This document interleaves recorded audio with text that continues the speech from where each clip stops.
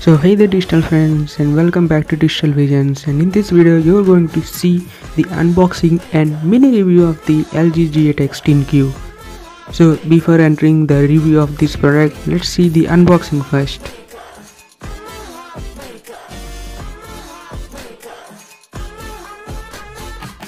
So this is how the LG G8X box looks like, and at the bottom of the box you can see the dual screen which comes with the mobile. So this is the main box and this is how it looks like, and you can see at the front they mentioned the limited edition sale, as I bought this mobile from Flipkart during the Big Billion Day sale for 20,000 rupees. So as soon as we open, we can see the LG G8 X10Q with a soft cloth to clean the screen also. So let's keep it aside. So after that, it's like a box, and inside the box we can see we have the cover and the other user manuals. So this is a normal silicone transparent cover, and after that you can see we have the USB Type-C cable, and it is a limited edition sale. They didn't include the fast charger in India, and we also get the earphones with extra tips, which is good. Now let's unbox the dual screen now. So it comes in a small box. Let's cut the seal and open it. So here is a dual screen. Let's remove off the top covers and all.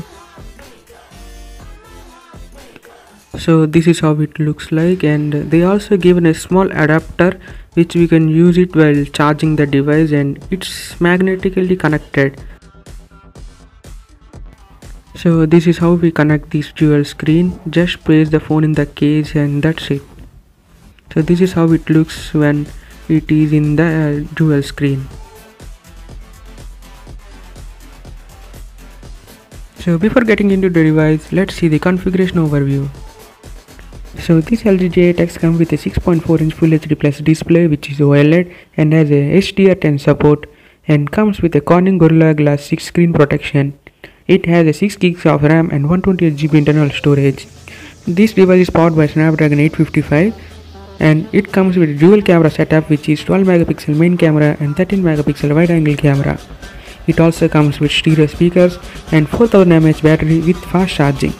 So this is how the device looks with this dual screen. You just swipe with 3 fingers to left or right to transfer it to the dual screen. You can also play YouTube videos in the dual screen also, and we can also play games with it. And I am not going in detail regarding the dual screen now. If you want, I will also make a separate video on it. So let's get into the review of this product.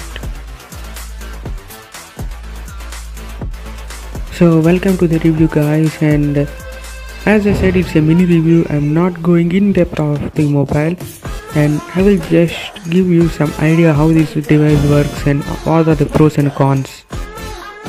So let's start with the display guys. It comes with a Super AMOLED display with Full HD resolution, and when considered with the flagship devices, we can say that the display is okay. It's not the best display out there. So regarding the build quality is good. It comes with a Gorilla Glass 6 at the back, and with the aluminum frame it makes the phone feels like a premium phone. And at the front we have the Corning Gorilla Glass 6. The buttons here also are made of aluminum, and the tactile feel is really good. As it comes with an AMOLED screen, it also had an in-screen fingerprint sensor. So let me show you how it works. This fingerprint sensor is not that fast. It takes a second time to scan and unlock. We can also say that it is like a slow sensor. We also get the always on display feature, which is missing in some company mobiles. As you can see, we can even keep some quick toggles to turn on or off some features. We can also control music from here directly. We can customize the toggles and display by going into the settings, display, and select the always on display, and here we can see so many options. As it's coming with a Snapdragon 855 processor, which is a flagship processor, let's see how this phone handles the Call of Duty mobile game. As you can see, the game runs at very high resolution and I have enabled every other option available. And let's see the performance. As it comes with a stereo speaker, the gaming experience will be really good. The game is smooth and response is also good. There is no lag and stutter in the game, and the game works smoothly. So no complaints here, and the Snapdragon 855 can handle them very well. So if you are looking into the gaming, and this processor really helps you. As this is a flagship processor, the video processing and rendering will be really smooth and fast. As I am playing with no kind of back cover on the phone, there is no kind of heating over the back of the phone. Hence, I can clearly say that there are no heating issues with this processor. So I will be continuing the game for a few seconds so that you can see how 855 handles the call. Let's come to the software.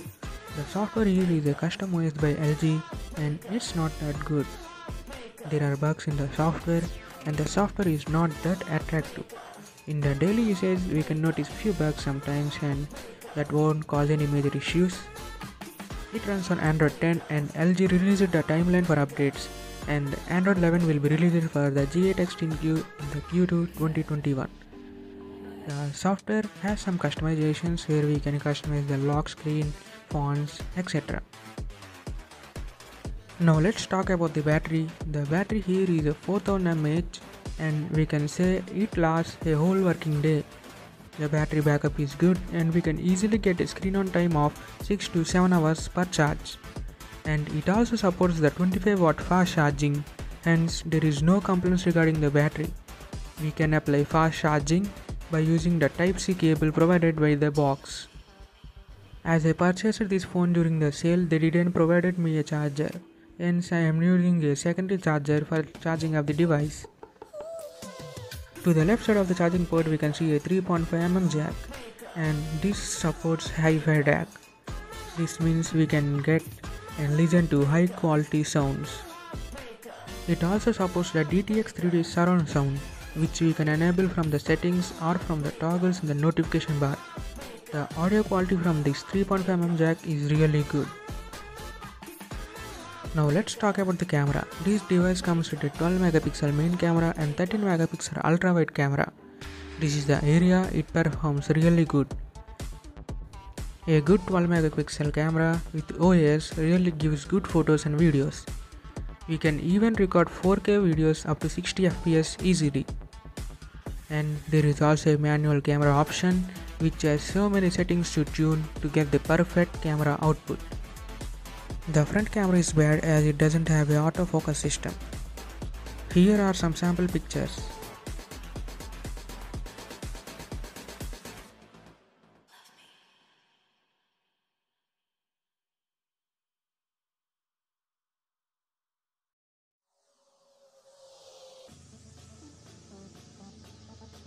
Overall a good phone, but the software experience is not that great. There are some bugs here and there, but the quality of the mobile is really good. The front camera is not good, but the rear camera outperforms in every aspect. And regarding the dual screen, putting on the dual screen increases the weight and decreases the battery performance. But if you are up for some multitasking, you can get the good benefit out of it. Thank you for watching this video and subscribe.